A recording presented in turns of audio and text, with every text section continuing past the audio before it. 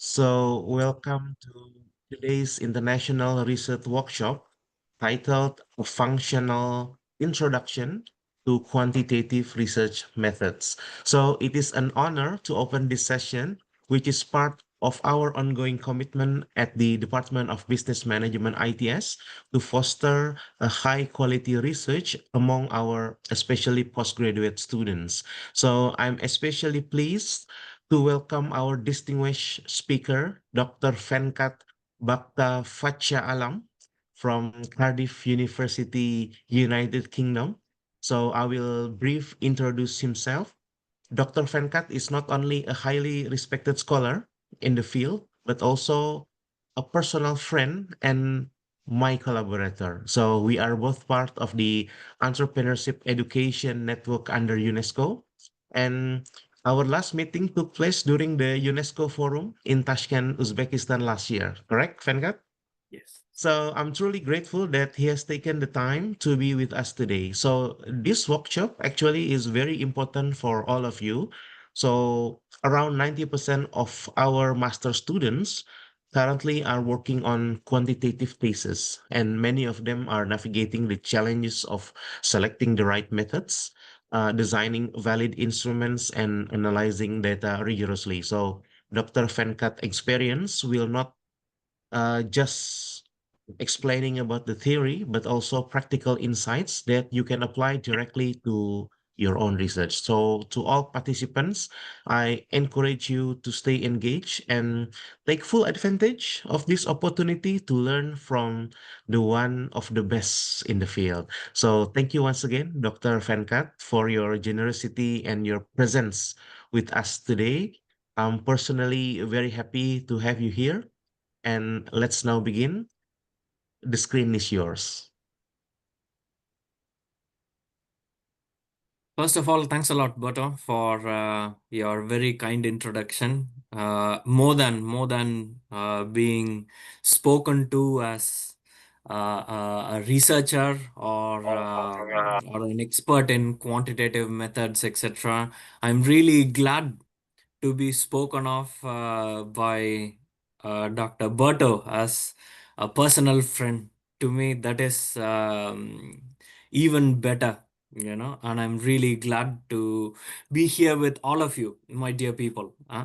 Let me see. I just want to make sure you can see my screen. Yes, Venkat, we can see your screen. Okay. I cannot see it, so I'm just seeing what is going on. We So just have PhDs. We do not know how to operate Zoom. So now you can understand, we are all in the same boat. That's totally by the way, fine. what time in the UK now? It's just 10 o'clock in the morning. Perfect. 10 o'clock in the morning. Um, I'm going to stop share and then start sharing again just to be Yep. sure.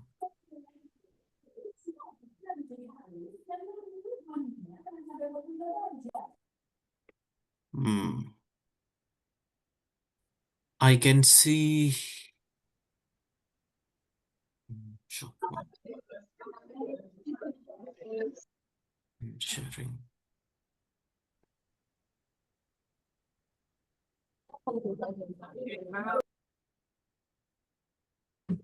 Okay, fantastic.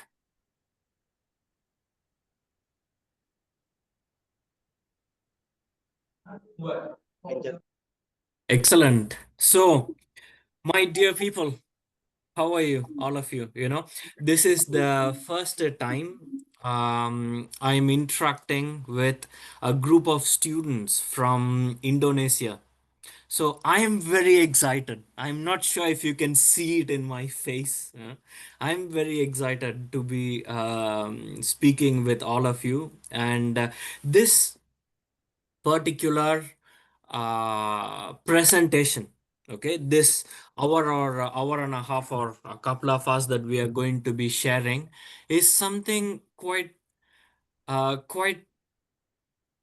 not only of interest for me, but something quite special because it has been a while since I have lectured on quantitative research. And the thing is, when I was doing my PhD, um, in both my master's and my bachelor's, I did engineering.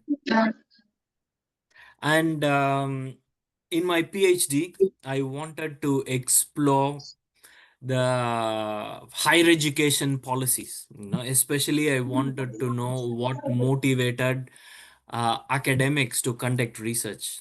So you can imagine it's a huge shift from engineering, which completely uses just equations, to that of going to a social research.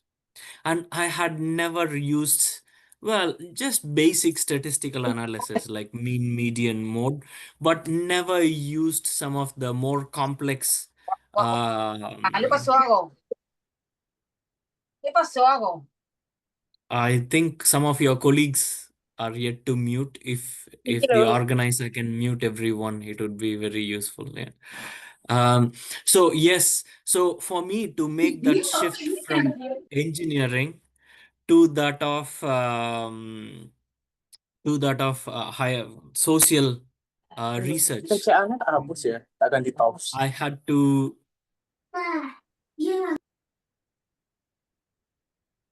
hold on. I'll just mute the academic. Okay, yeah. So in which I had to uh, learn about all the various.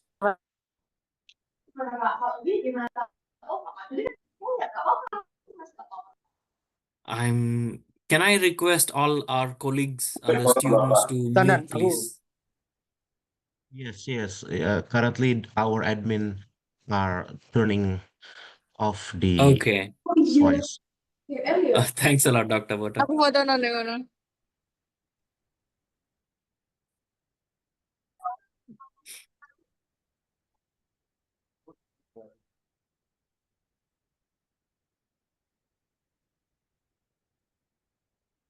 Okay, it looks quite quiet now. So let's get back. So, my dear people, it was quite a jump for me, to move from engineering research to that of social research. And you know what? You think you're struggling with research methods in terms of identifying what research to use, what data analysis to use, how to interpret data, etc. Guess what?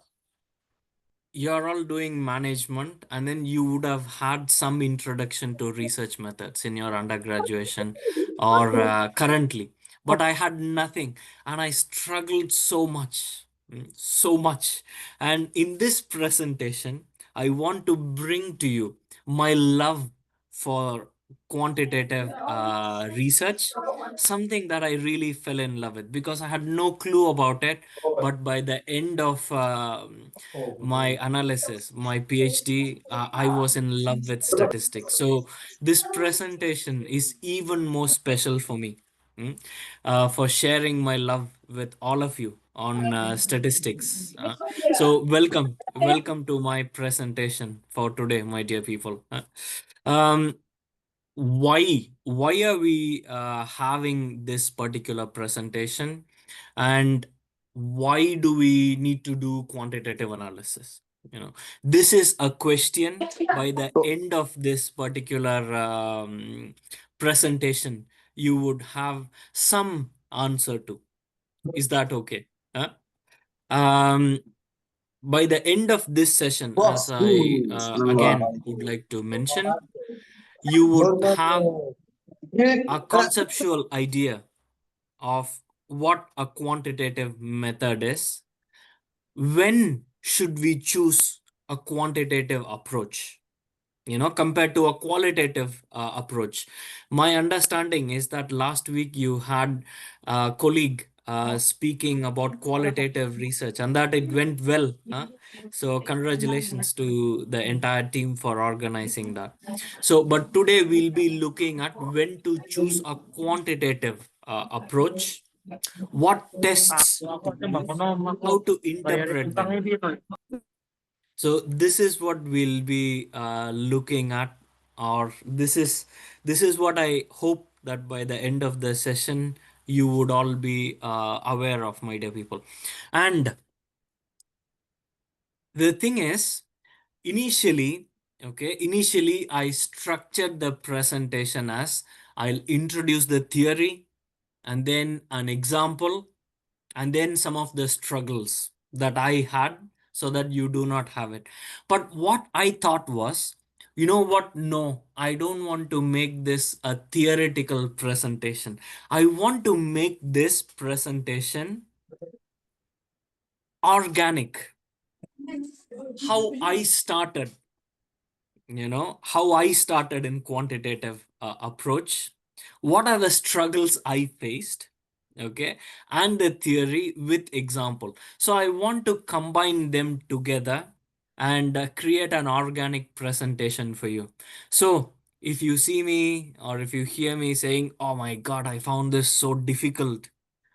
It was difficult at the first time. Yeah. But hopefully this presentation would make it easier for you, and also for you to know it is not just you who is finding it difficult in quantitative method or an approach. Everyone struggles despite what they do.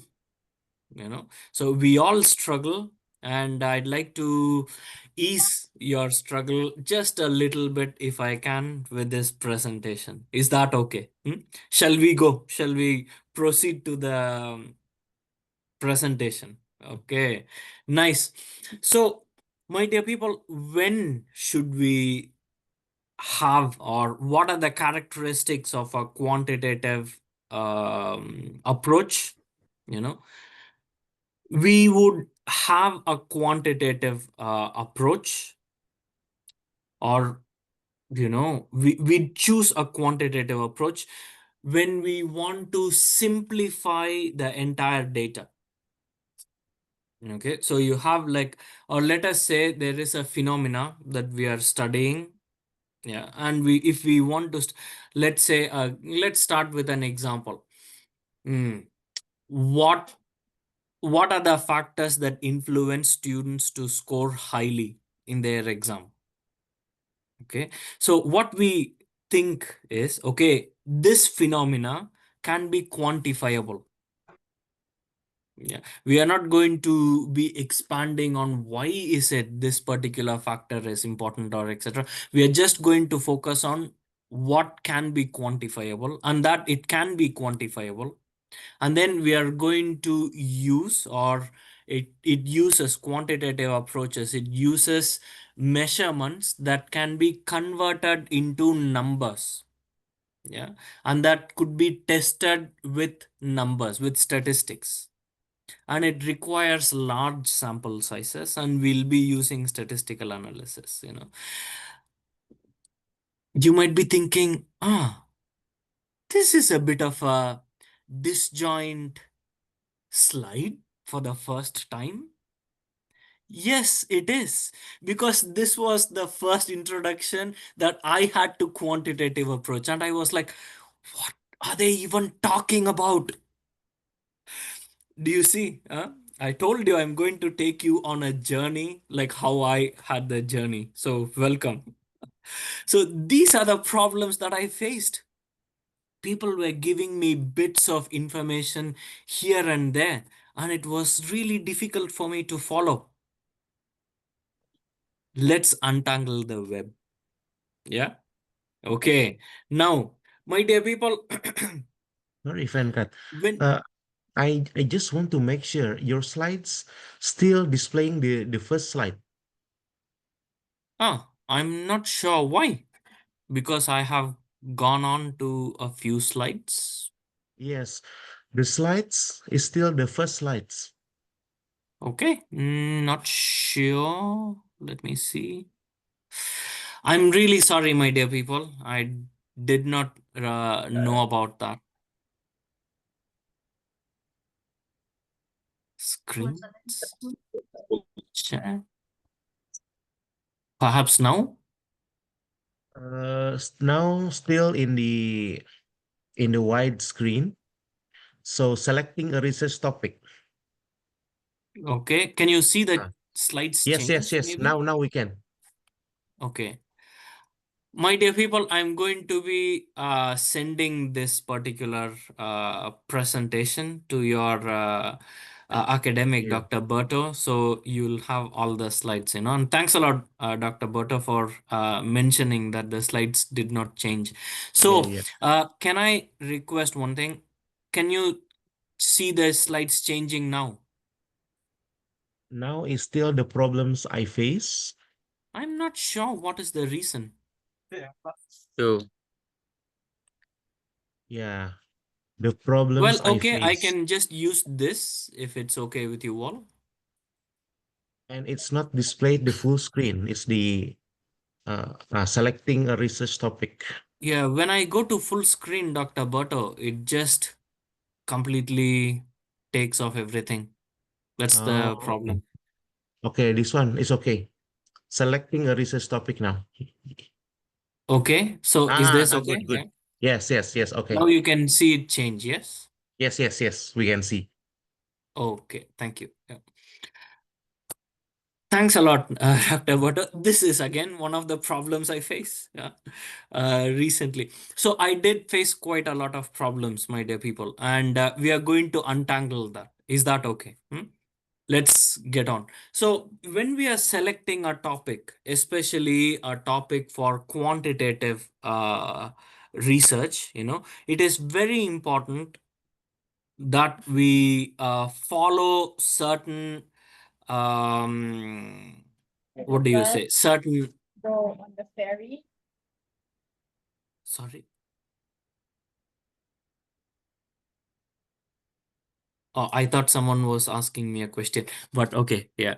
Um, my dear people, when we are selecting a research topic, we have to ensure that the topic is in such a way that quantitative approach can be used. Yeah. So what is it? What is it? These are some of the checklist for you to ensure that you can choose a quantitative approach. First one is the topic relevant? Okay. And then is there a need for this research to be conducted? How useful will it be? Will you be able to finish it in time? The resources that are required. Is the research at an expected level and the associated costs? Yeah. And it is important that for a quantitative research, that the epistemology and the ontology that you select and the research questions that you frame are in such a way that quantitative approach can be used.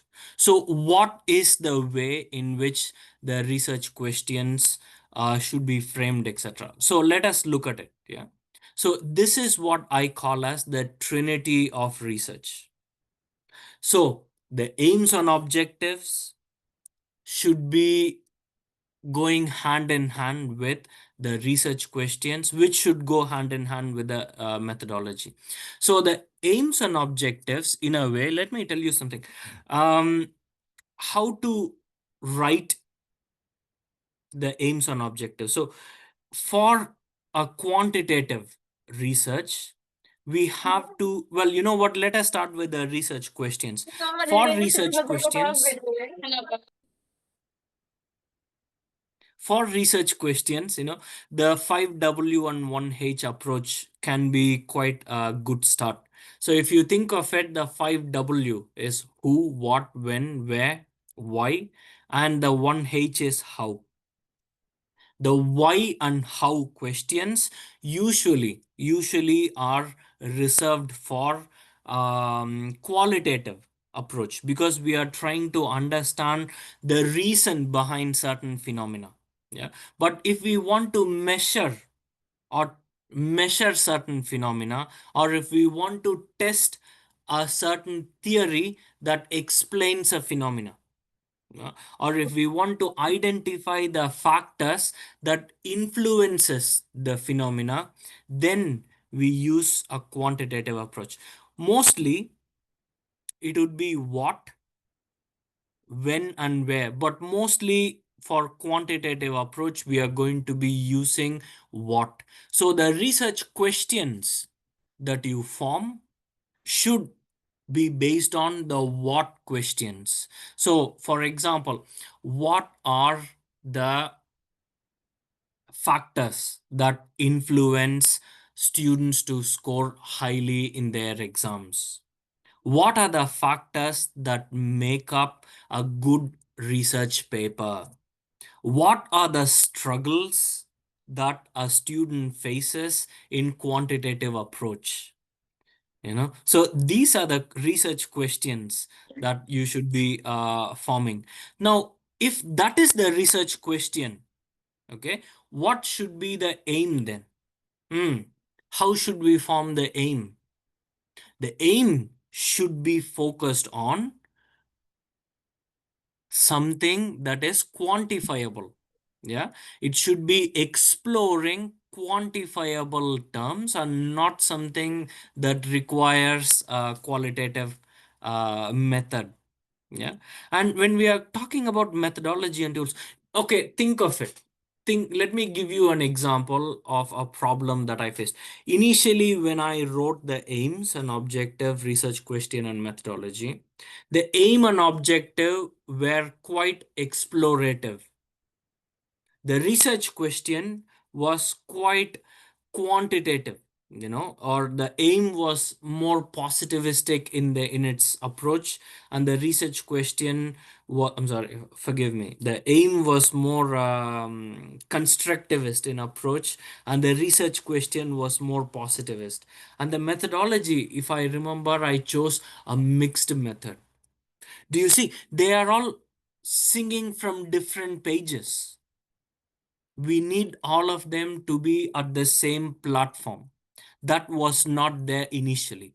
So something for you to explore or something for you to look at right from the beginning is, are my aims and objectives towards a quantitative approach? Number one, have I written the research questions with what questions? Yeah. Or is it quantitative? And the methodology, if you are choosing quantitative methodology, then we can choose, most of the time we are going to be choosing a questionnaire. Sometimes we can also choose scientific study, we can use observations, we can quantify some of the interview data, etc. Again, it's all about crunching huge amount of available data to smaller quantifiable numbers. That is what we should be looking at. So please, can I request you to see if your aims and objective, research questions, and the methodology, they all go hand in hand. Is that okay? And now we all, whenever people start, this is how I started. I started with data collection tools. As soon as I decided, okay, I'm going to do a quantitative approach, the first thing that I thought was, okay, you know what? I'm going to start looking at questionnaires. Okay. Yeah.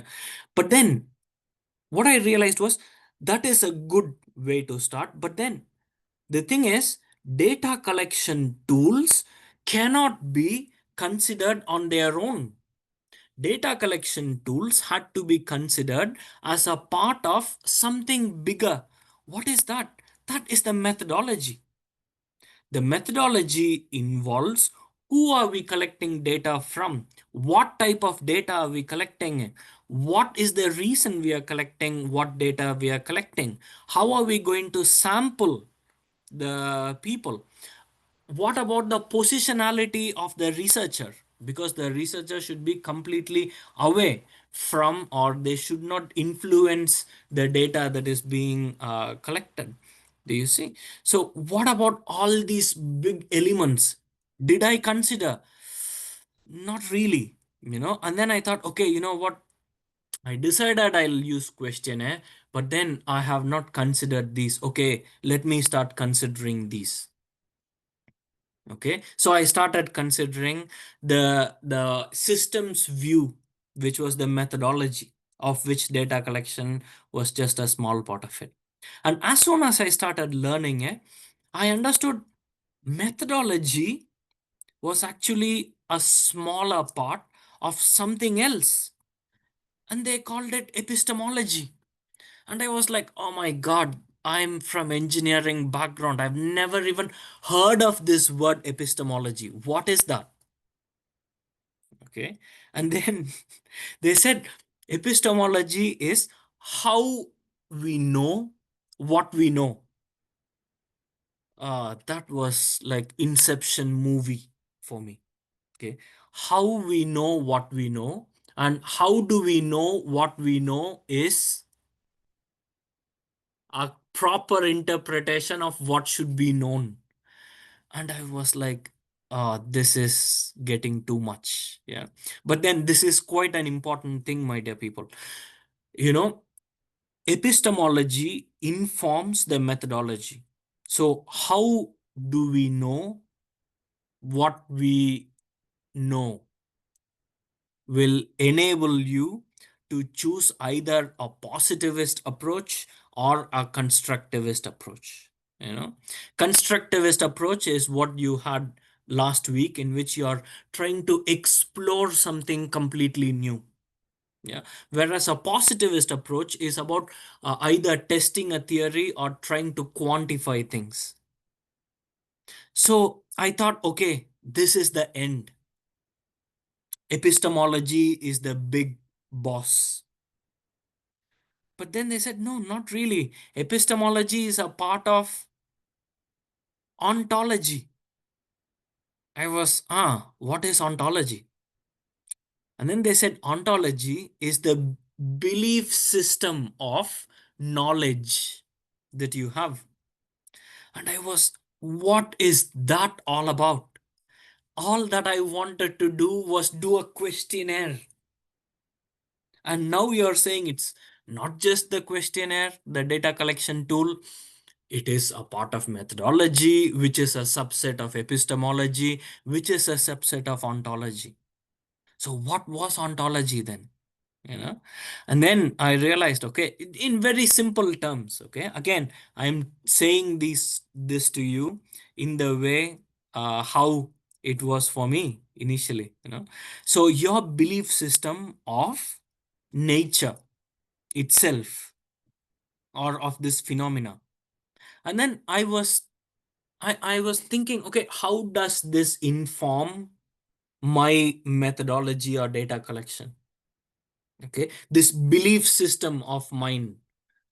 And then I realized, yes, it does. And it is a very important aspect.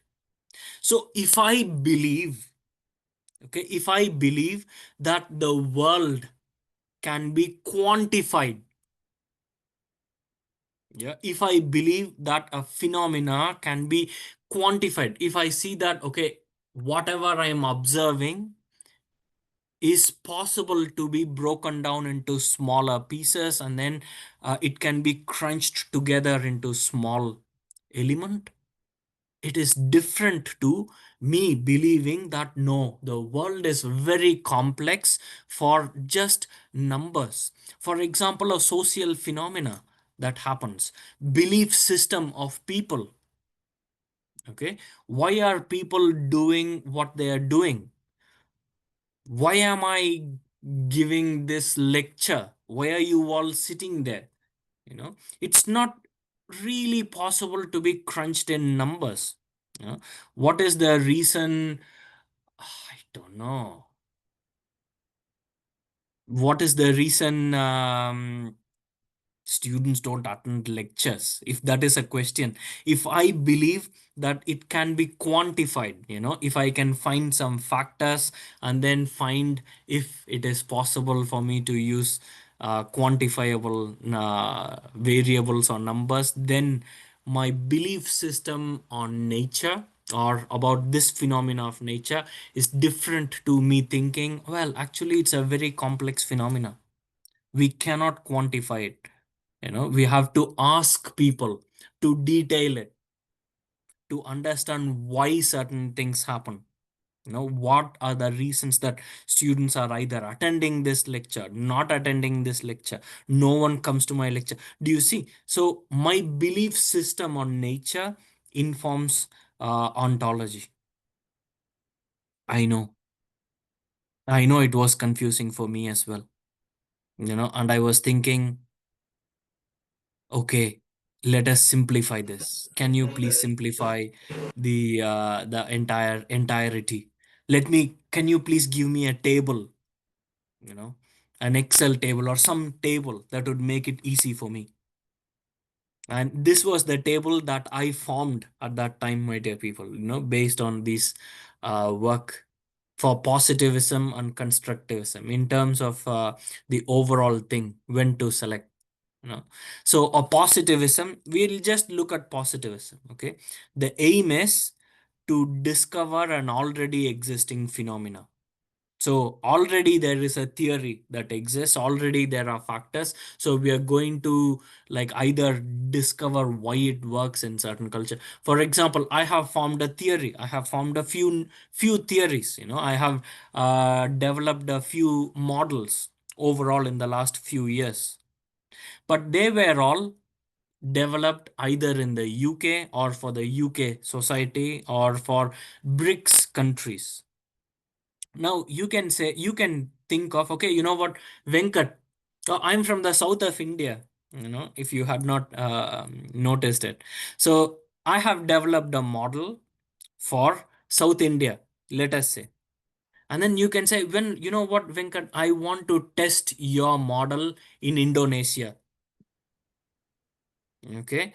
Your model on business engagement, or your model on AI in education, or your model on what makes academics conduct research. So these models that I've developed, let's say for South India, you can say, I want to test it in Indonesia.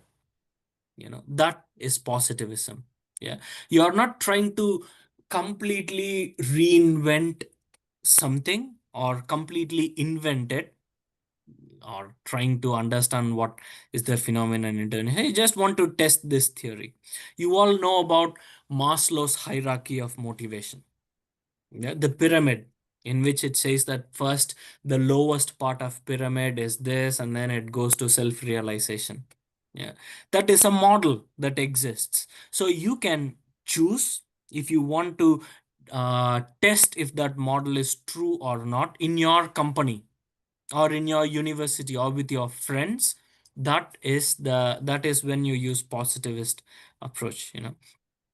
And we start by forming hypotheses, and we are going to be crunching all the data into numbers and use statistics. When we form hypothesis, either we say the hypothesis is true or if it is false.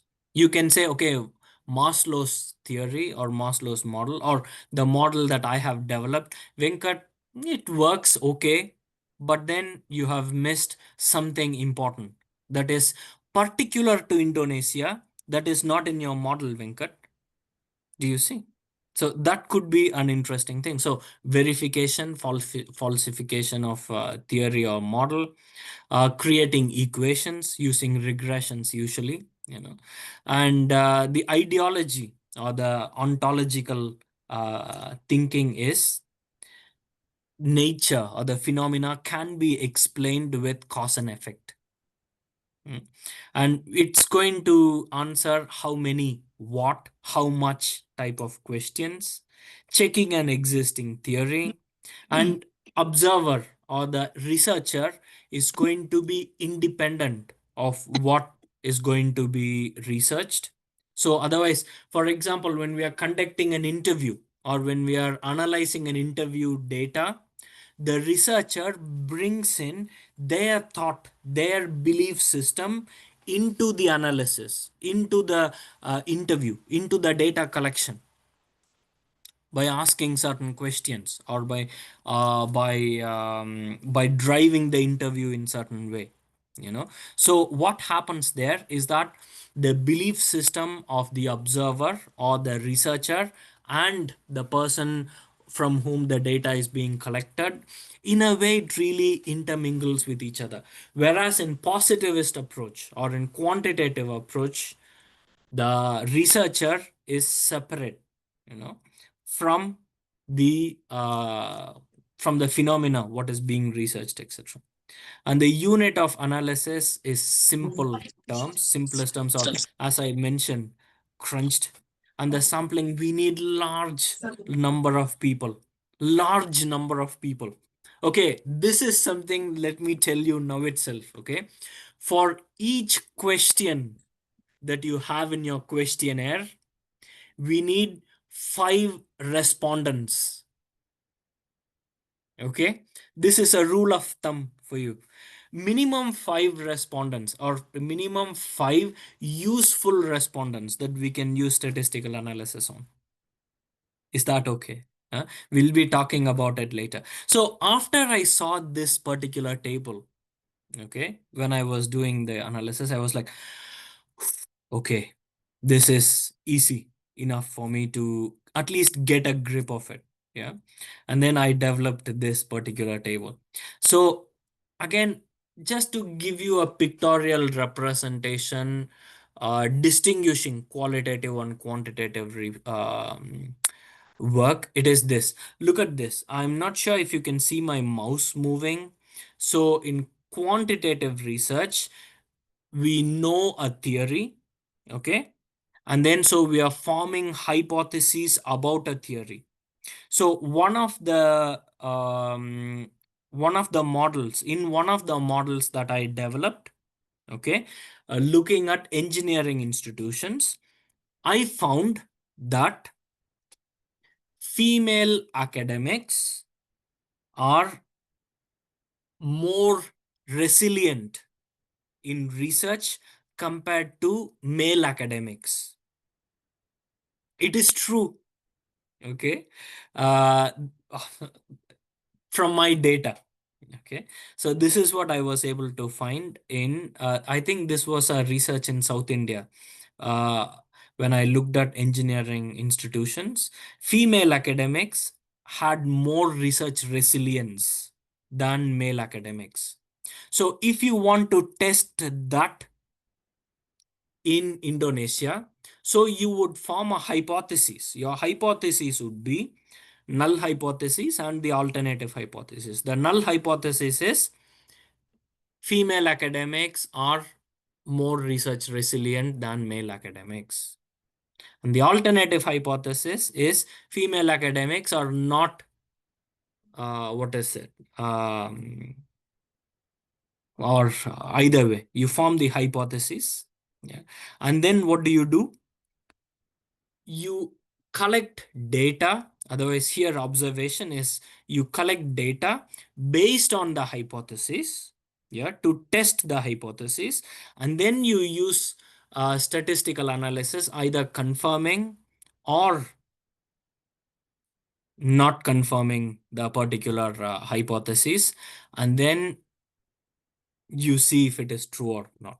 Whereas in qualitative, you do not have any hypothesis. So what do? First, you collect data by interviewing, and then you identify patterns like how the academic last week was mentioning, and then based on the pattern, you form a conceptual model.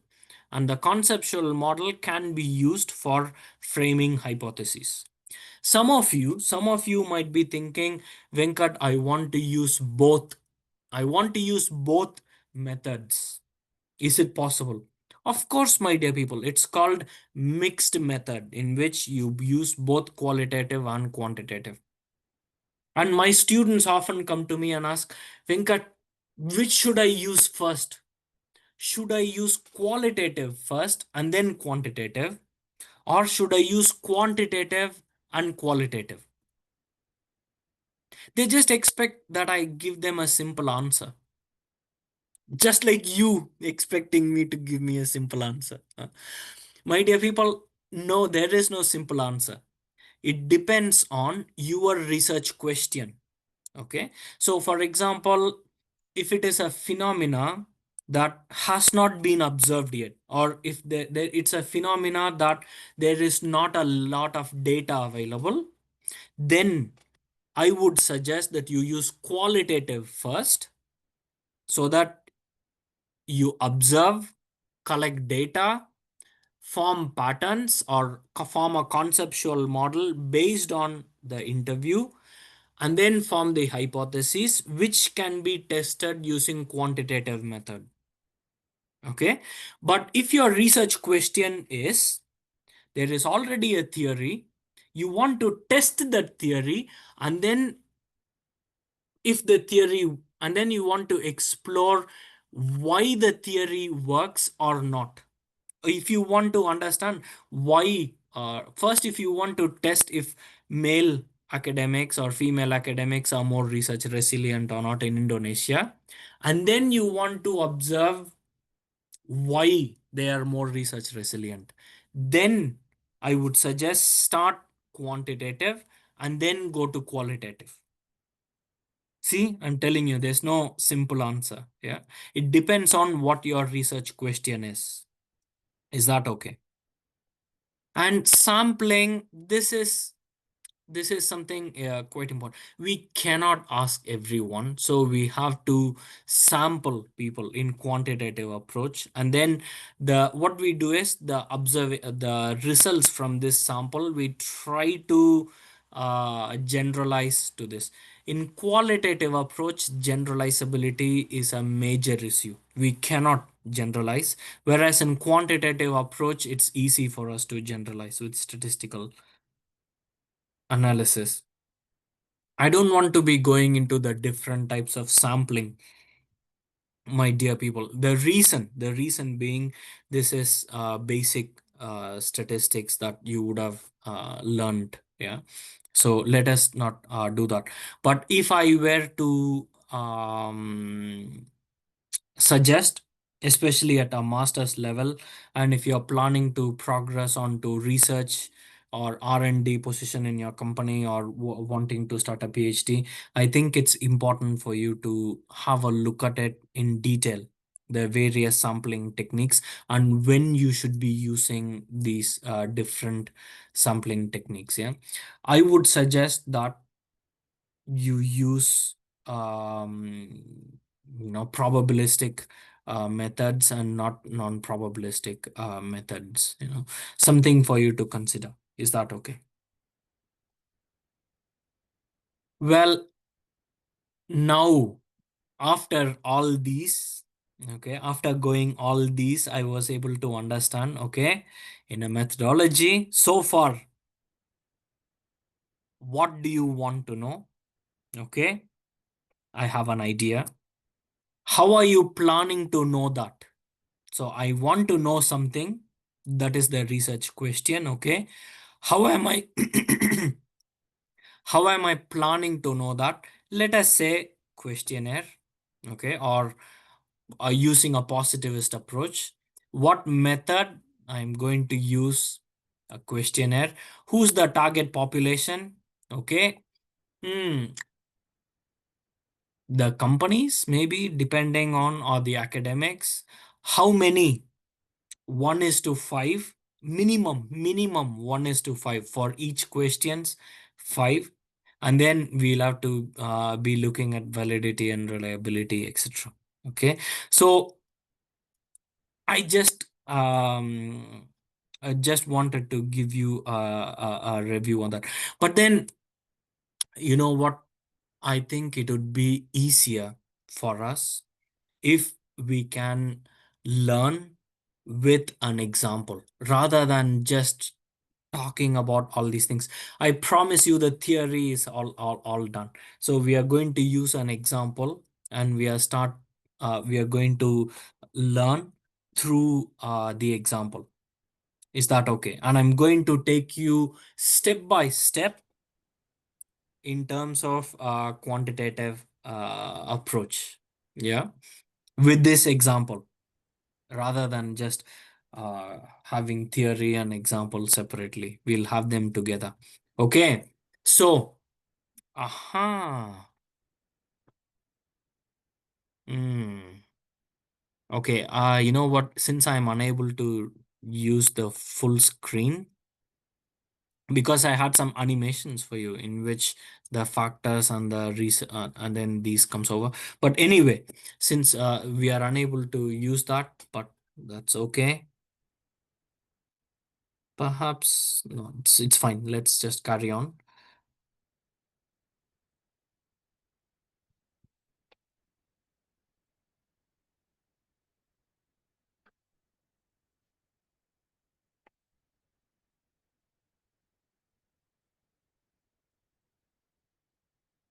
Okay, so people, the thing is, the question or the research that I want to present to you as an example is this. Okay, the research that I want to share with you is what are the factors that influence academics to conduct research? This is the research question, or this is the research that I want to use as an example for you all. Okay, so is the research clear? I want to identify, for example, what would motivate Dr. Berto to conduct research. Your other teachers, your other academics, lecturers, what motivates them to conduct research? Because as an academic, we all want to conduct research. What more? You know what? The thing is, I did this research because I wanted to know what motivated me to do research. Okay. It was more of a personal journey, but still. So the research, this is the research that we are going to look at. So look at it. First of all, there are two things here. The belief is in this research question, there are two things.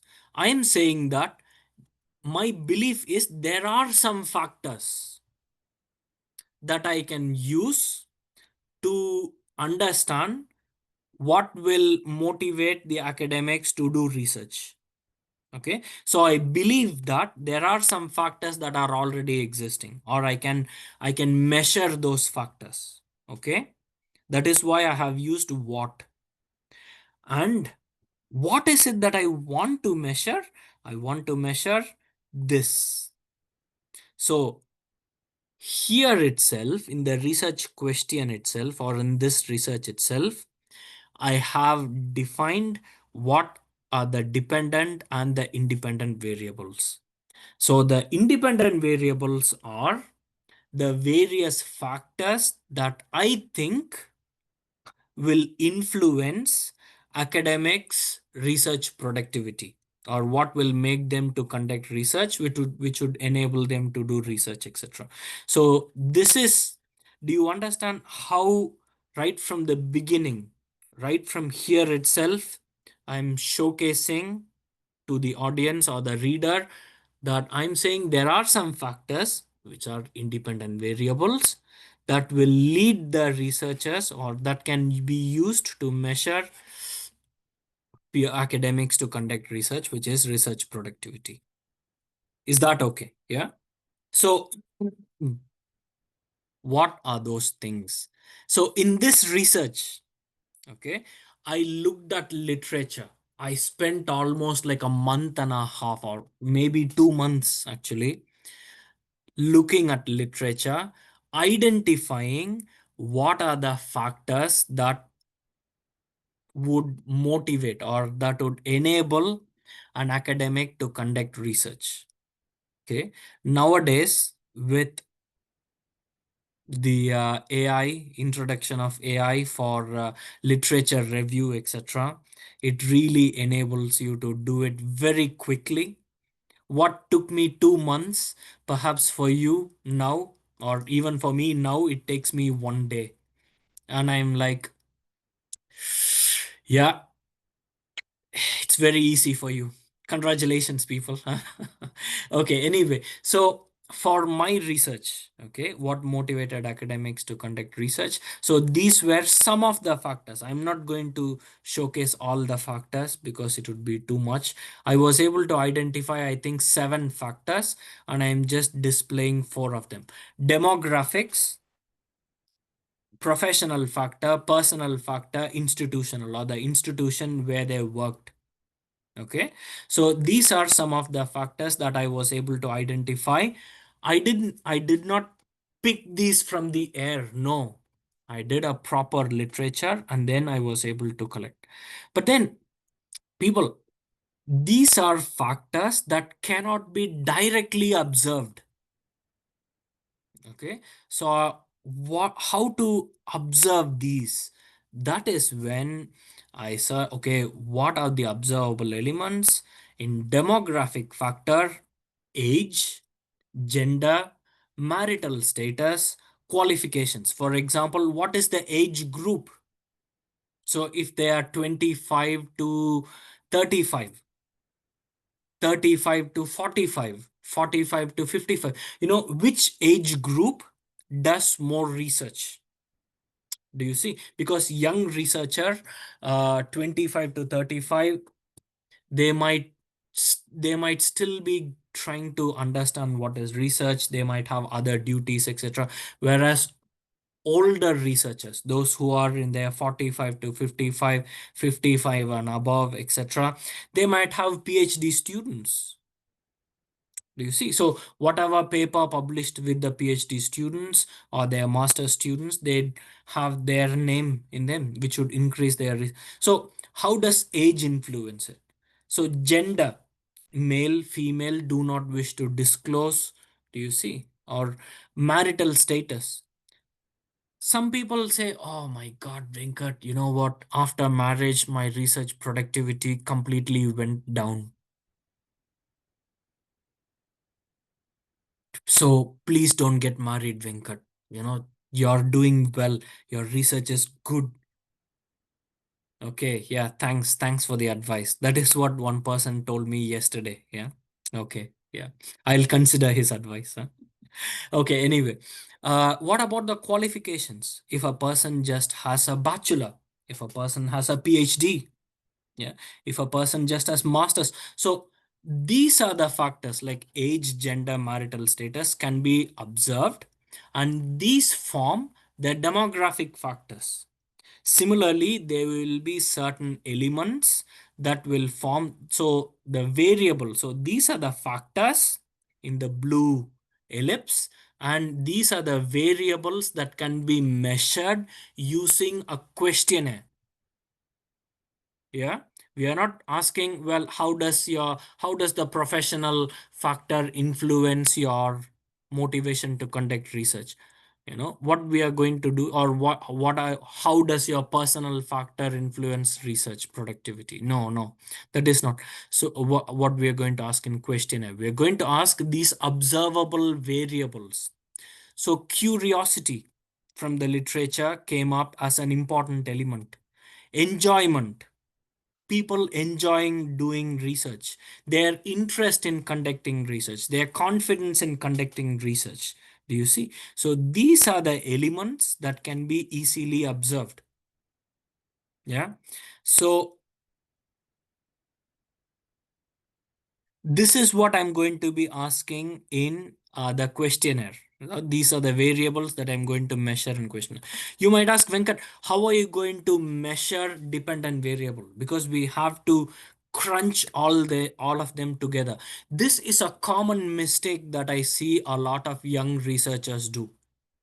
Yeah, they form the variables to measure the independent factors or independent factors. But when it comes to dependent, they do not know how to measure. They just completely forget about measuring it. But then this is how I measured the research productivity was how many papers they have written, how many books have they written, how many chapters, number of conferences. Of course, the list just went on. Yeah. By measuring these, I was able to quantify. I was able to give, okay, if a person has written one paper, then they get 10 marks or uh, a score of 10. If they have written a book, then they get a score of 20. Do you see? So I was able to quantify all of these, both the dependent and the independent variables. Okay. Now, with this model, I was able to easily form a questionnaire that had demographic detail, that had Likert scale questions, okay, for measuring the personal factor, professional factor, institutional factors, etc. And also, the questionnaire measured the research productivity, asking how many papers did you write, how many in the last 5 years, how many, what is it, books that you wrote, etc. Yeah. So let me just show you in a big screen. So gender, male, female, all that they had to do is tick the age group. So these were the demographic nominal variables. This is how I formed. Of course, all these questions, yeah, go towards this demographic factors here. So age, gender, marital status, qualifications was the one that was measured here. Do you see? Yeah. And for measuring the personal factor, for example, I had used a Likert scale. I had used, okay, curiosity was something. Look at the question I had formed. Curiosity is the driving force behind me conducting research. One of the problems I have seen in the way students form questions in the questionnaire is they say curiosity and enjoyment is the driving force behind me conducting research. They they have two different variables in the same question. They think that by having this, the number of questions will reduce. But that is a mistake, my dear people. Okay, let us say I am filling out that questionnaire, which has the question is curiosity and enjoyment is a driving force. And I'm thinking, well, curiosity is my driving force, but not enjoyment. So what should I write? Do you see? Yeah. So in order to avoid that, ensure that you form just one variable. Yeah. And then I had taken away the neutral stance and I just forced people to either agree or disagree, and also not applicable. Yeah. And again, measuring the dependent variable. This is how I measured the number of uh, works that they have done, etc. So now that I have got the questionnaire filled in, and I think I had around 524 approximately questionnaires that were returned to me. Yeah. And out of them, around 200 were not filled in more than 50 percentage. So I could not use them at all. So I just had to discard them. Or some of them did not fill it at all. They just gave me back the questionnaire. Or some of them did not even give me. So out of forgive me, my dear people, I gave out 524 and the returned was around 400 and something, 450 of, let's say 420. Yeah. Of that, around 340, something like that were usable. Yeah. Again, it doesn't really make a lot of sense. So I told you in the analysis, I'm going to take you step by step, didn't I? I'm going to keep that promise. Okay. So this is how you should start your analysis. Okay. These are the step by step. We are not going to be looking at all the steps, my dear people. Yeah. So we'll just look at a few of them. So first is loading the data, missing data analysis, outlier analysis, descriptive, and I'm going to take you through the journey using the research that I explained to you about what motivates academics to conduct research. Is that okay? Today's focus will just maybe look at until step number 6, exploratory factor analysis. And I know some of you might be, Venkat, we really want to know more about regression. Don't worry, I'll make a video, yeah, of it, and I'll send it to Dr. Berto so that you can watch it in your own time. Is that okay? Yeah. Okay, now the first stage is loading data into SPSS and checking for discrepancy. This is the first step. I used SPSS for that research, so I'm going to be talking about it. Okay, now the in SPSS, okay, the naming can be as soon as you load it from Excel that you download it into or .csv into SPSS, it comes up with a lot of error. First thing is numeric and string variables. The type of variables you have to change it all. Yeah, and the type of the variables, if it is a nominal variable or if it is a scalar variable, etc. So you have to change them all, and some of them could be incorrect value labels.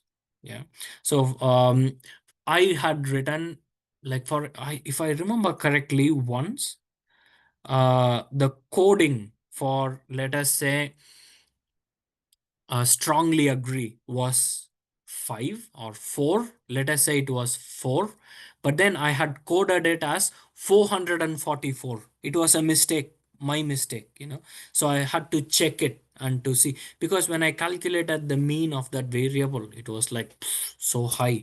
It should fall within 1 to 4, but then it was like 900. No, I don't know, 200 or something. And I was like, that's so strange. So what you can do is you can look for these errors, duplicates, etc. So first thing, my dear people, is to check if you have um, coded them, and if the SPSS has loaded properly, and if there are any discrepancies. That is the first and major thing for you to do. Is that okay? And by the end of this step, after you have done that, what is the outcome of this step? The outcome is the data is all checked, there are no errors, there are no discrepancies, and it's ready for the next stage in the flow. Okay, what is the next stage? The next stage is number 2, is missing data analysis. This I let me tell you, this is a problem that all of you are going to face no matter what. So I've just displayed to you one of the questionnaires that was returned to me. Have a look at this. They have ticked these, but number 4 and 5, they had not. It is a missing data.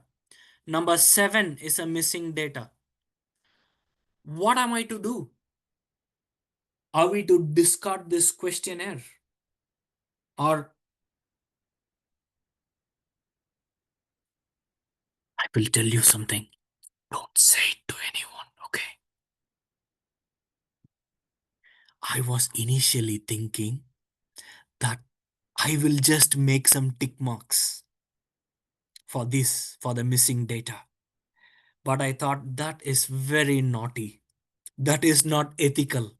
So I did not do it. Okay. And I would urge you not to do that as well. Huh? If any one of you are thinking of doing that, do not do that. So what can you do? Okay. There is something. Okay, what can we do? Okay, I'm going to tell you what you can do. Okay, people, it's important for you to note one thing. Okay, if a questionnaire has more than 30%, I would 30% is a huge stretch. More than 20% of the questions not answered, then I would recommend that you discard it. Okay, if your questionnaire has, let us say, 50 questions totally, in total, if your questionnaire has 50 questions, and if more than 10 questions are not answered, discard it. I don't think it's a useful one. But less than that, I'm going to show you what you can do. Okay, but before that, I want to show you the questionnaires that came back to me, how it was for me. For me, okay, around out of 1.19% of the data was missing. So overall, I think I had around 50 questions as well in my questionnaire, include right from the demographic detail to the research productivity, etc.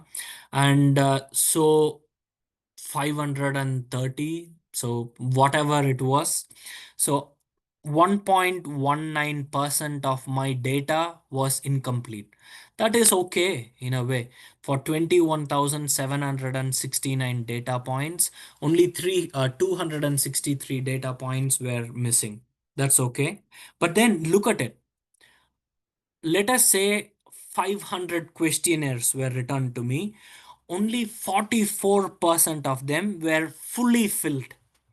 55% of the questionnaires that were returned to me had at least one missing data. Do you see? So this is the missing, well, you can easily do missing value analysis in SPSS. Yeah. And of that, 33 variables, okay, for example, age, gender, curiosity, etc. Out of questions like that, 48% of them were fully filled. At least one of the 51% of variables had not been filled. That is how it was for me. And I was a bit scared initially looking at this. I was like, oh my God, what should I do?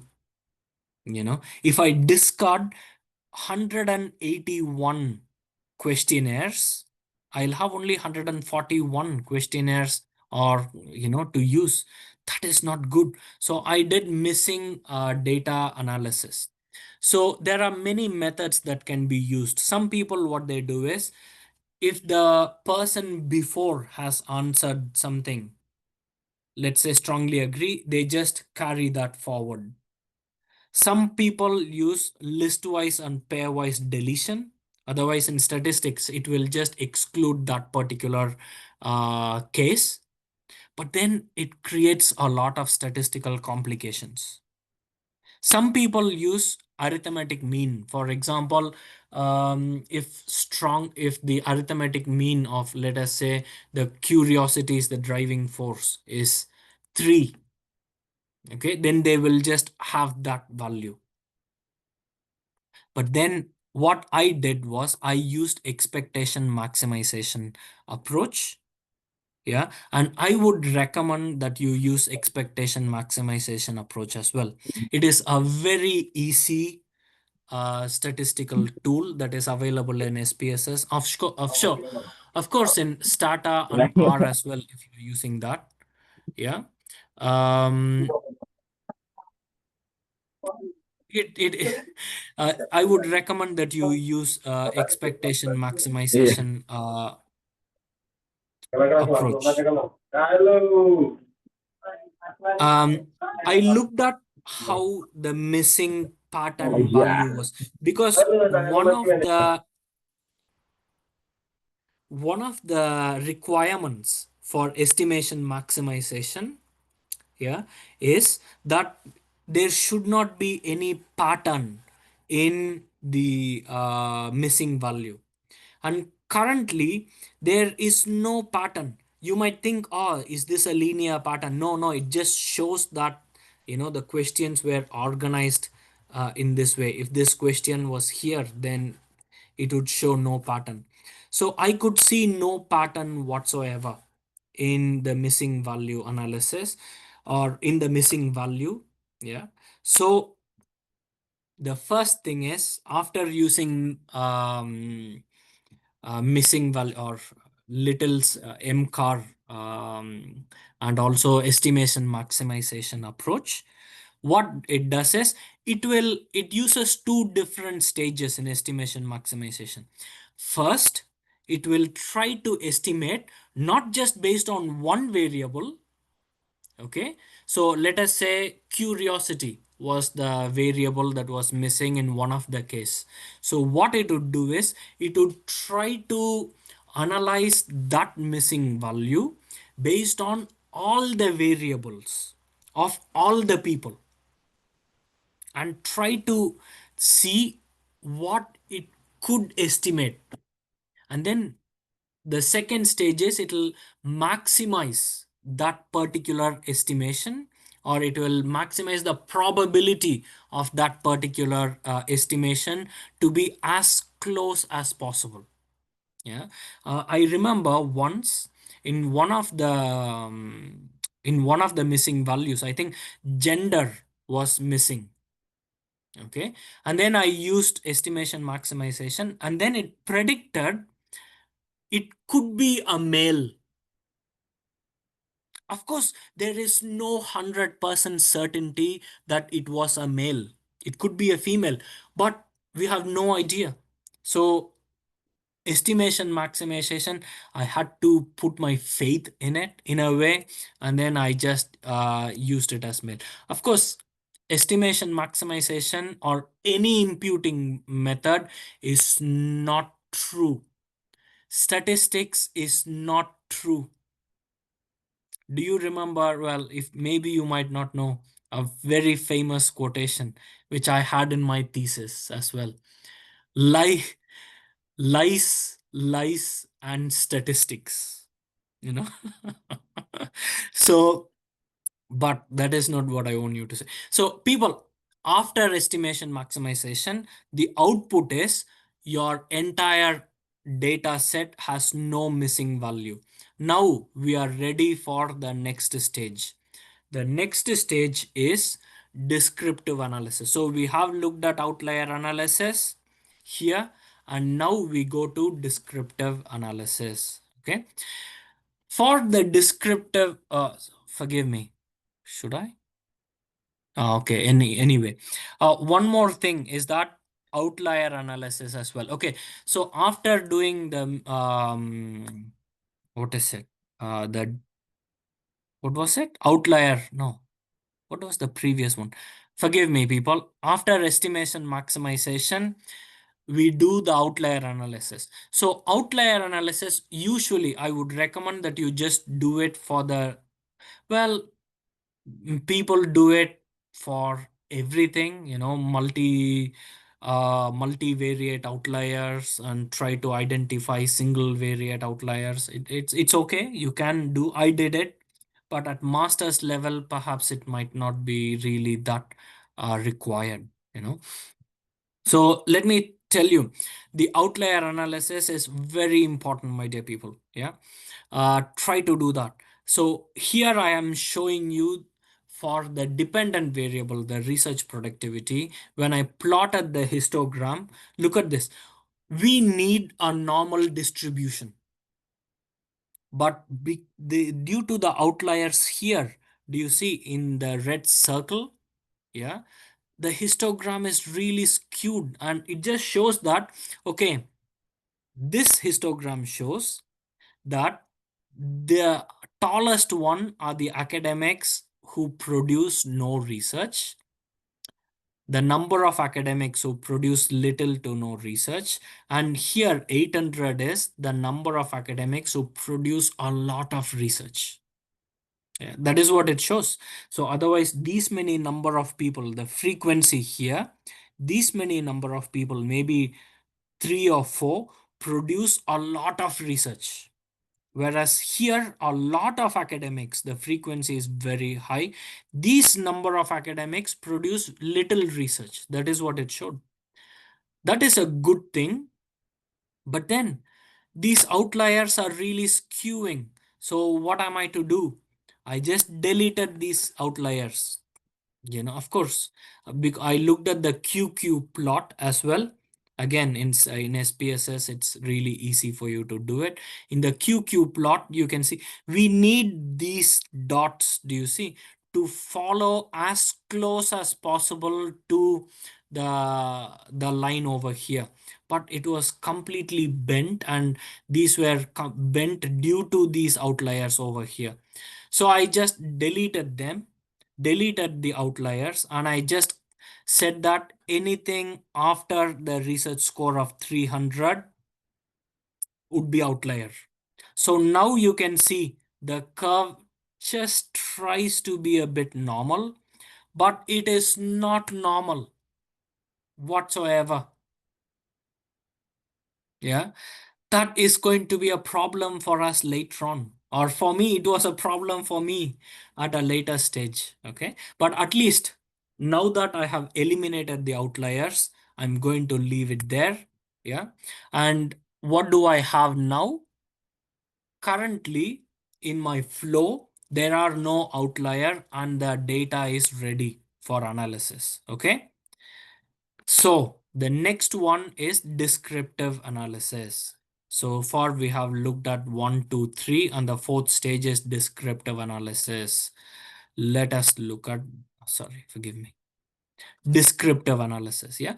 Descriptive analysis, my dear people, is very basic, in which we are just going to look at the mean, median, mode, standard deviation, draw some histograms, bar charts, pie charts, etc.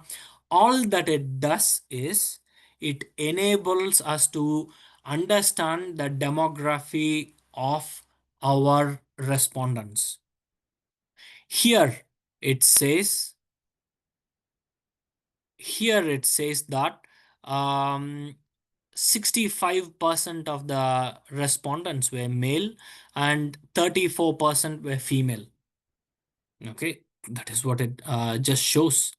And then one of the student asked me, Venkat, can I take an average of these two?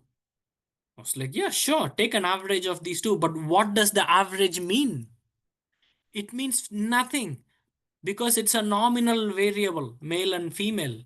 You see, the average means very little. Yeah. So please be careful with that, my dear people. Okay. Now, I also, when I spoke about histogram, yeah, I tried to plot the histogram and I mentioned to you, we want a normal distribution in which the mean, median, and mode are as close as possible.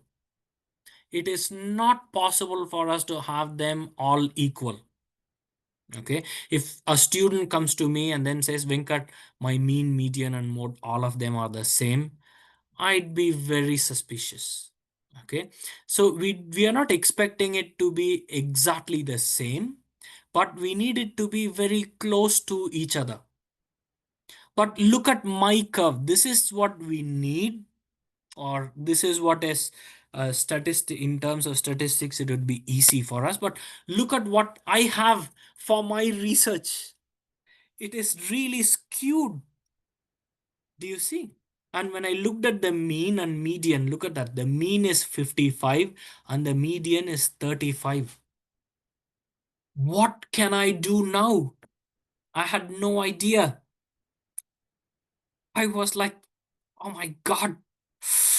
If you have a situation like this, you know what, my dear people, it is important. Descriptive statistics might look simple on the outside, on the outlook, but it will enable us to make major statistical decisions.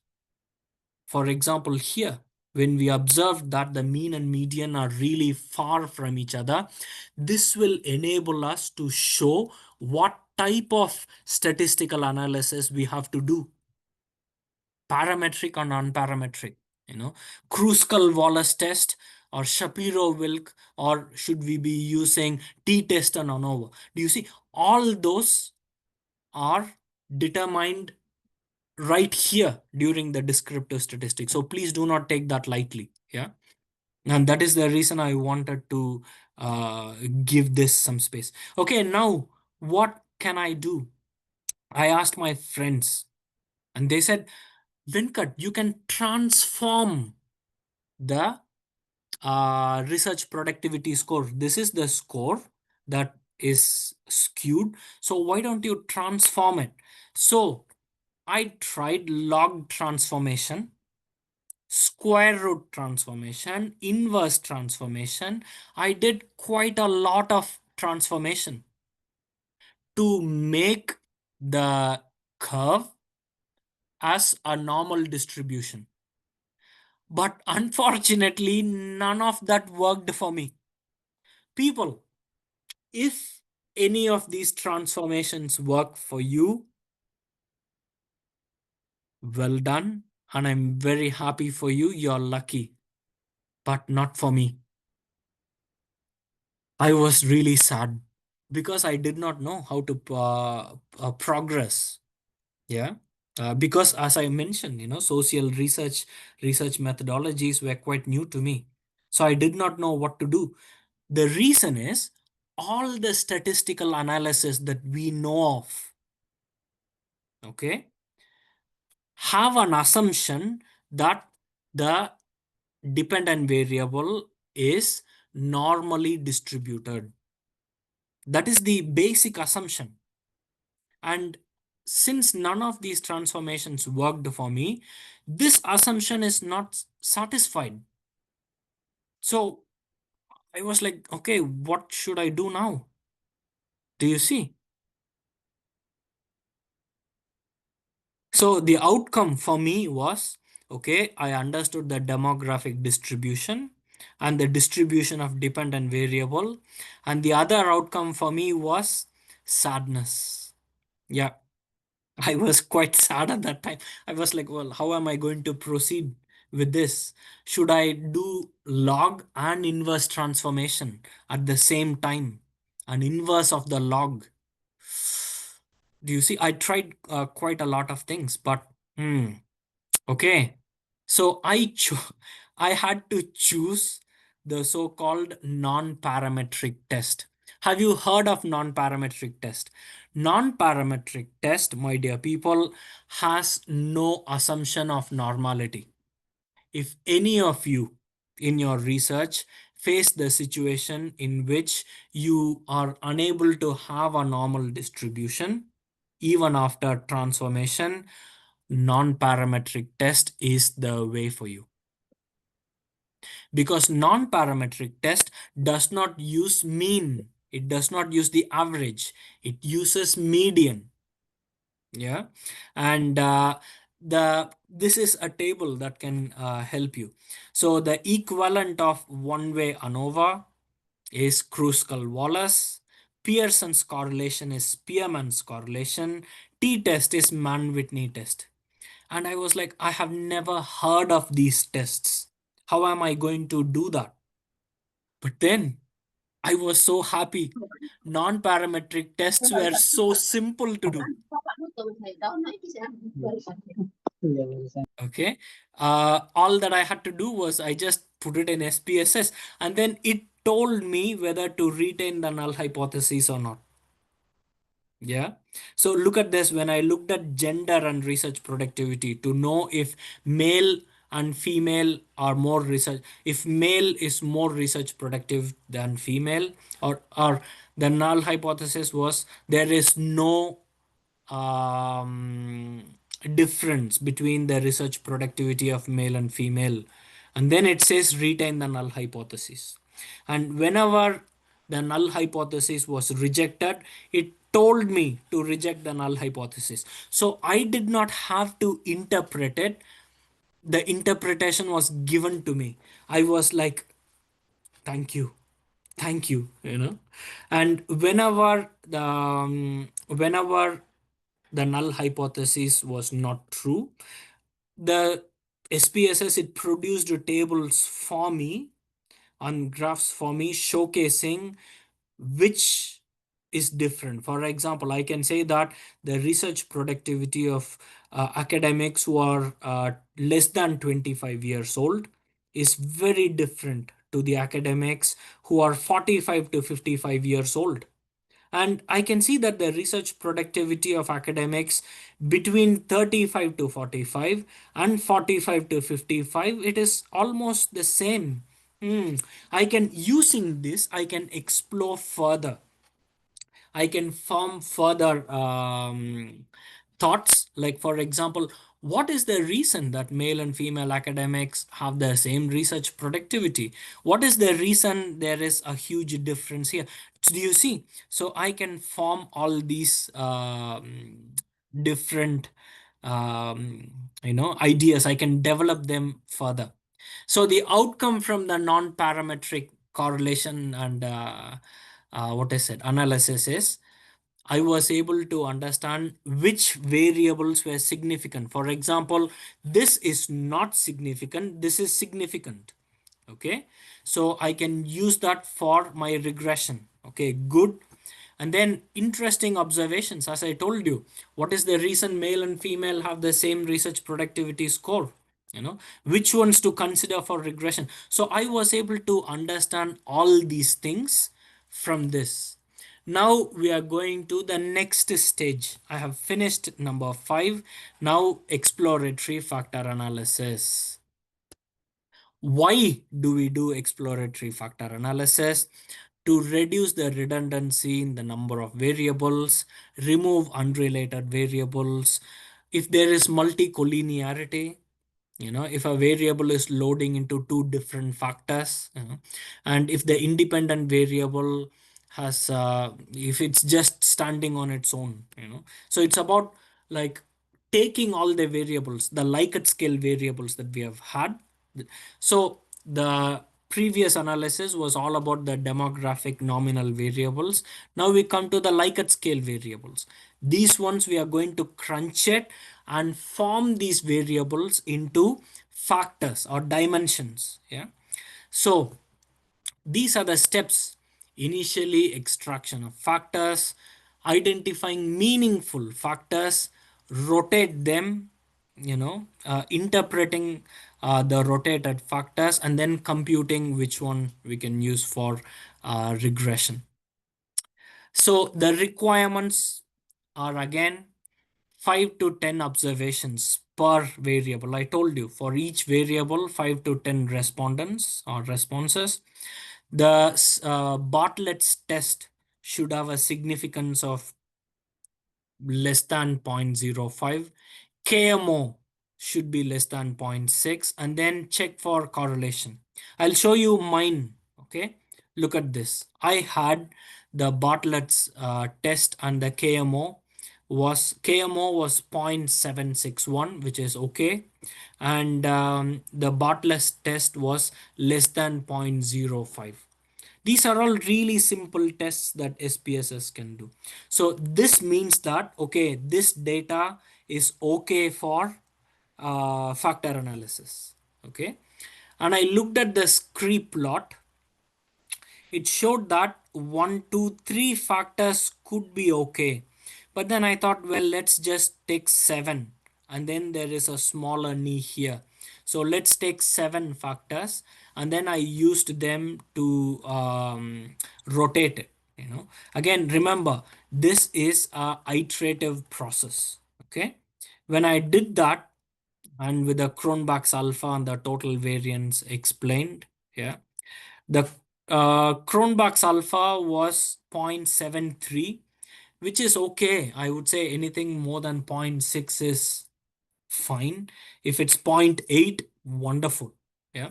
And then I stopped with 6 variables, and it explained like 48% of the variance. This is okay. This is not amazing. This is okay again. So okay, I thought, okay, 6 sounds good. After this was after the all the rotation happened, and the final rotated matrices was this. So all these, of course, my dear people, some of the variables which did not load into any of these factors, I had to remove them. Some of the variables that loaded highly in 2 or more factors, I had to remove them and then put it back. Of course, it's an iterative process, so please play. Please feel free to play with factor analysis. It doesn't really matter how many times you iterate. Yeah, so just play around with it, and then I got this final one. Yeah, so all these variables, loaded into one factor, all these variables loaded into the second factor, etc. So, and then I had to name these questions, all these together. What could be a name that I can give that would bring all these together and all these together? When I did that, my dear people, this is, well, again, this is something that we spoke about. This is what I got. The 6 variables are 1, 2, 3, 4, 5, 6. These are the ones that influence the research productivity. Yeah. So think of it. This is what we started with here. Of course, the demographic factors, I have not mentioned it here, but it was influencing as well. So personal factor, professional, institutional, all those things transformed themselves into these factors. And each of them will have a regression score associated with them. Yeah. And just to close the loop, my dear people, okay, the research question was, do you remember? What are the factors that influenced academics to conduct research? And what have we found now? The factors, these are the factors that influence academics to conduct research. I just wanted to close the loop. Now, the next stage would be, okay, the outcome is the factors are formed and named, regression score is calculated and ready for regression. Yeah. The next stage would be to go to regression. But then I think we have spoken quite a lot. Yeah. And I'll send a video for you all on the regression for all of you. Yeah. But I think I should open the space for discussion. And then, my dear people, I know we, it's a bit late, and listening to someone talking about statistics for an hour and a half, I know it's a bit difficult, yeah. So I just want to open the space now for you to ask me your questions. You might be having some questions on your data analysis, or some of the struggles that you are having. So why don't you ask me those questions, and we can try to see how we can help each other out. Is that okay for you all? Yeah? Okay. I'm going to stop sharing, and here we are. Go on. Let me just take some coffee.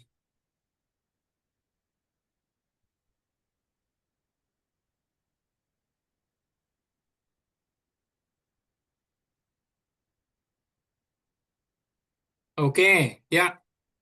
What Okay, are the Dr. questions that you are having, my dear people? Go on. Yes, Dr. Venkat, thank you for your very insightful presentation. So now we would like to open the floor for questions. So if anyone would like to ask or clarify something or tell the story about the struggling that you faced during your research, so please feel free to raise your hand or unmute your mic. So we encourage you to take this opportunity to speak directly with Dr. Venkat. Please, anyone.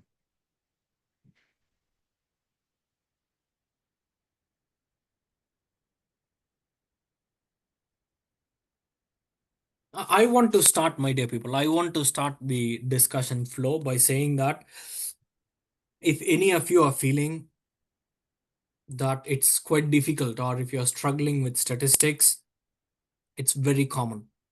It is very common, and it is okay for you to struggle, because I was able to learn from um, all these things, because every time I faced some problems and I was like, okay, how am I to solve this?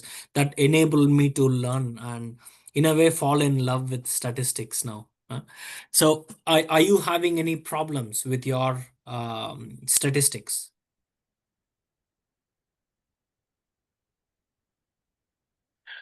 Okay, anyone, please.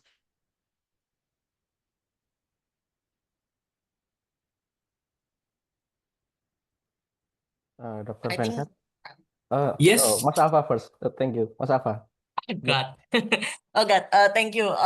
Thank you very much, Mr. Venkat, for your delivering practical lecture about the quantitative methods.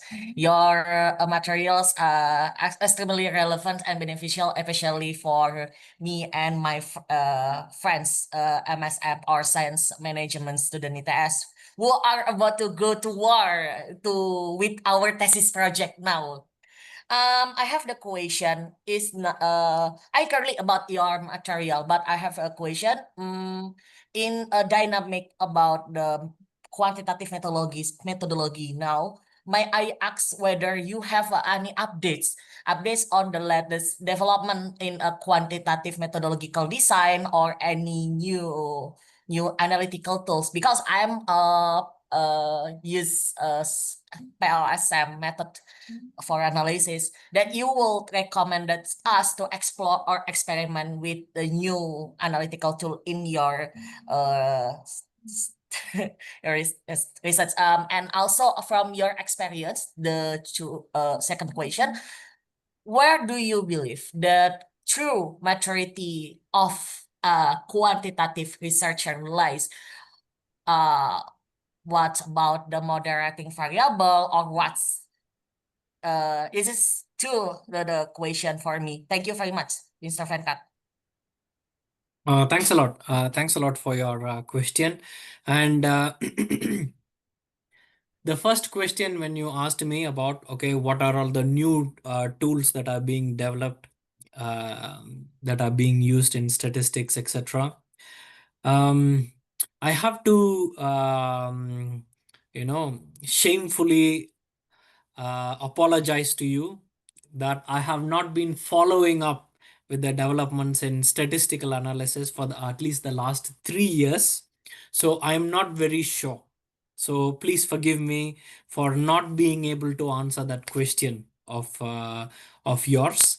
And for the second question of where the maturity of a quantitative researcher is as soon as they start realizing their limitations, as soon as they start realizing the limitations of the approach that they have taken.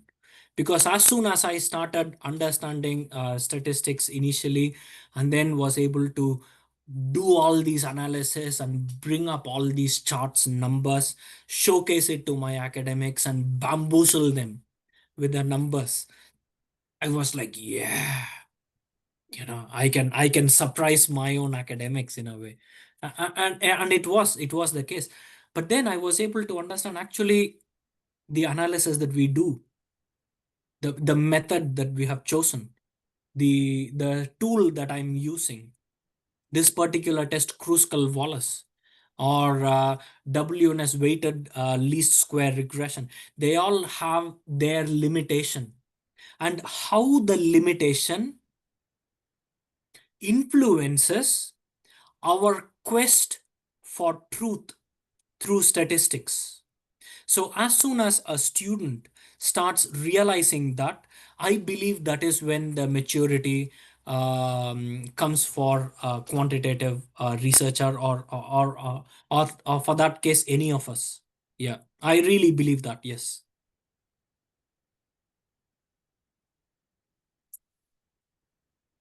Okay, thank you very much, Mr. Venkat, for your answer. I appreciate for your answer. And in the future, there will be even more the opportunities for research collaboration. Yes, perhaps with Mr. Berto, especially. Thank you very much, Mr. Venkat. And next question. Okay, thank you. Thank you, Dr. Venkat, for your presentation today. I'm interested about your opinion about uh, methodology, and the bigger again is epistemology and then ontology. You explained that like look like Inception movies. That in the Inception movies, Leonardo DiCaprio, he doesn't realize he live in the real world or fake or dream world. He doesn't realize that.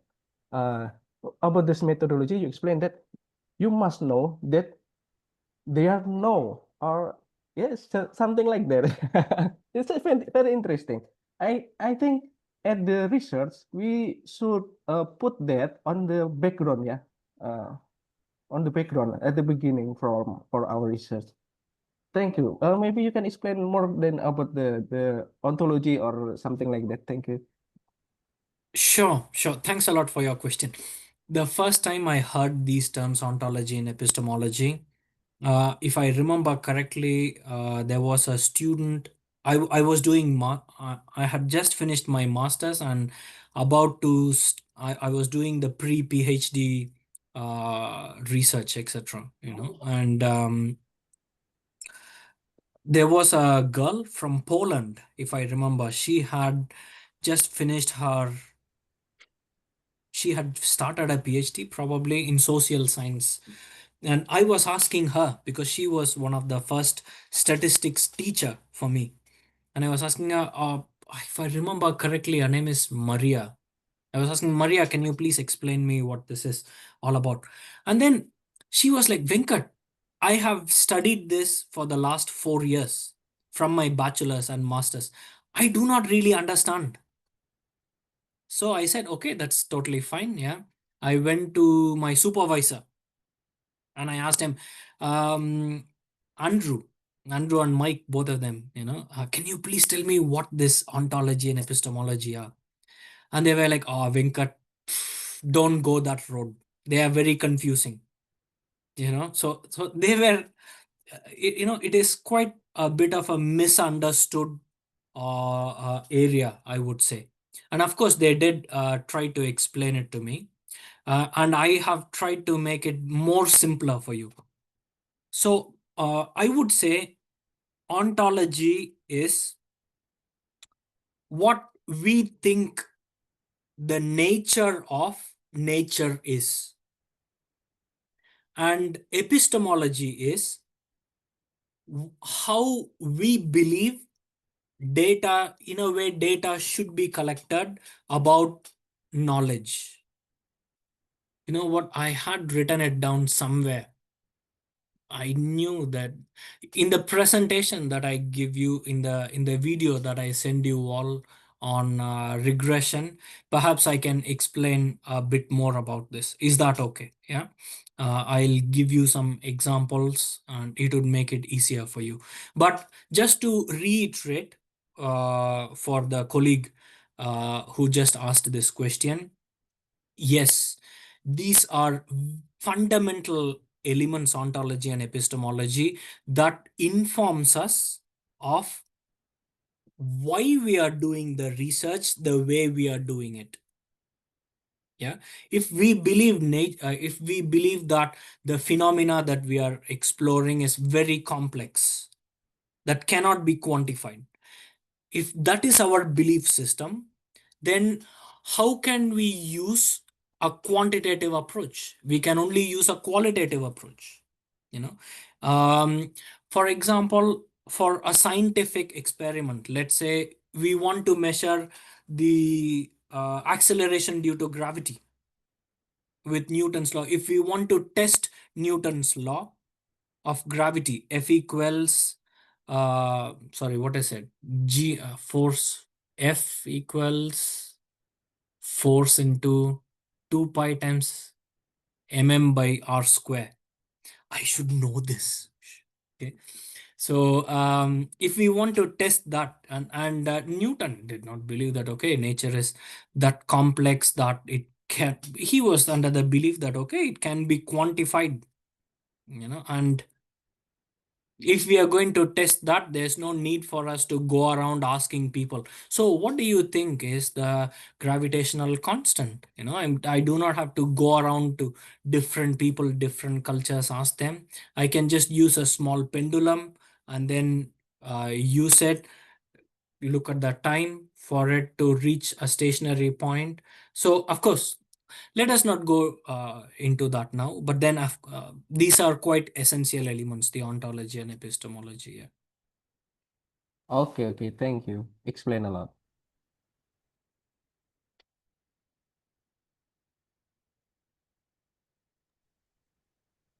Okay, anyone?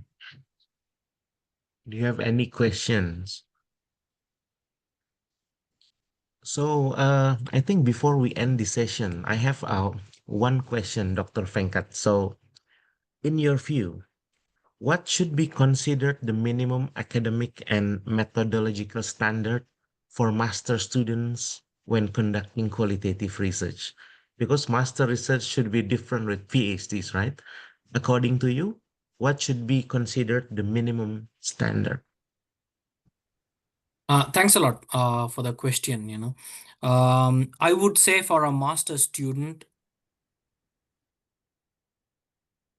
you should have a basic understanding of your research. And again, my dear people, always go back to the trinity of research. I told you the aims and objectives, the research question, and the methodology.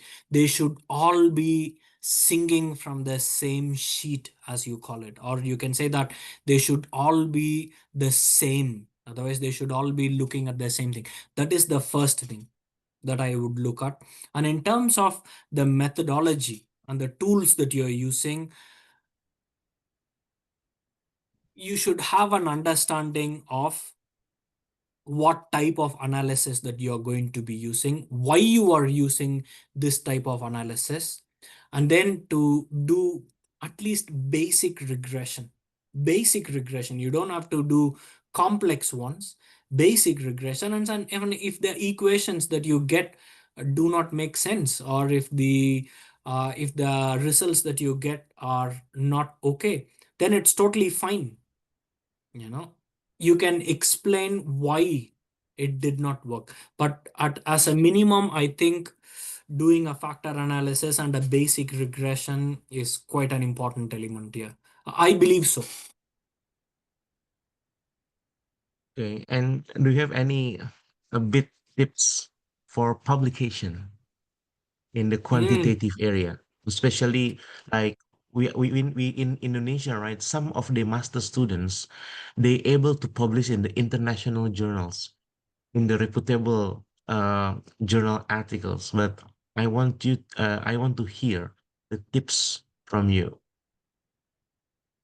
Definitely. So this is a common misconception, people. This is a common misconception, including my own students, and this is a misconception that I had as well.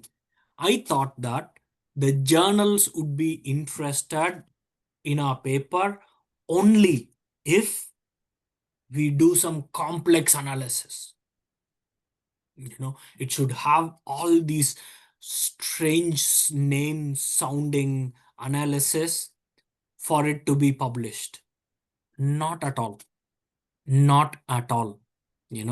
As long as the research question is interesting, as long as the research is something very important to be conducted and an area that is less explored, yeah, and a basic a basic correlation, basic analysis looking at what are the differences and correlation analysis, or even a basic factor analysis should be okay. Again, you don't need all these fancy statistical tests. If you want to do them only because it is a requirement for your research question. If your research question does not require that complex analysis, why do you want to do that? No. And speaking with so many publishers, they always tell me, as long as, again, just to, I don't want to go into that, just to make it into, if I have to make it into bullet points, is the research important? Are the research questions interesting? Basic statistical analysis. Some of the publications did not even have factor analysis that I have, that one or two of my students did. They published with the UN, United Nations DISA. I cannot remember the full form. Yeah, they did not even have a factor analysis. The reason was, again, It is all about the importance of the research questions, and if your methods that you have chosen, if they have answered those research questions, that is the most important thing. Yeah. So please do not think that you have to have complex analysis to get published. Is that okay? Hmm? Okay, so Dr. Venkat, thank you very much for the enriching and engaging session today. We almost here in the online class for almost 2 hours. So your insights have Oh, been incredibly valuable to our students as they move forward with the research. So to all participants, I hope today lectures has sparked new ideas and strengthened your confidence in using quantitative methods. We truly appreciate your time and attention. And until we meet again in the future academic events. So before we end the session, uh, I would like to invite everyone on the floor to turn on the camera for the documentation. So I will take a screenshot for it. and Dr. Boto, thanks a lot for your invitation to Yes, speak of with the course. students, and also for all the students. My dear people, it is a possibility. It is just a possibility. And also to the staff members who are present who asked a question. It is a possibility that I might visit Indonesia in October for one of the United Nations events. I'm sure Dr. Berto would also be there. Yes, It is happening in the same town as you. So if it is possible, I'd really love to come and see you all in person. Huh? of And course, of course. Of course, please let me know. We will invite you to our lovely campus and we'll do the campus definitely, tour and also taste the Indonesian superb local foods. definitely. And even if you forget my face, some of the students tell me, Venkat, we cannot forget your red sunglasses. So yeah, you can keep them. Yeah, by the way, this month, 21st of June, I will go to India. Oh, really? Oh, Yes, I'll go to wonderful. Kochi. I Mhm. will teach at Rajagiri Business School. Do you know? No, I do not know. No. Yeah, Rajagiri Business School. It's located in Kochi city in the Hmm. south of India. Okay. It is quite Yeah. close to my city. Well, maybe like a couple of hours by car, maybe. But yeah, oh, have a wonderful time there, Porto. If Okay. I were in India, I would have come over and visited you. But yeah, I'll just wait for everyone to turn on the camera for your shot. Okay, so I will take the screenshot for the first page. Okay, one, two, three. Okay, so for the second page, okay, one, two, three. Okay, so once again, thank you very much, Dr. Venkat and everyone in here for your coming today. And officially, I end this session. Once again, thank you very much. Assalamualaikum warahmatullahi wabarakatuh. Bye bye, Thanks a everyone. lot, Stay people. safe, stay Waalaikumsalam. Thank healthy. you, Dr. Venkat. Bye. Thank you so Waalaikumsalam. much. Selamat Pak Tirto.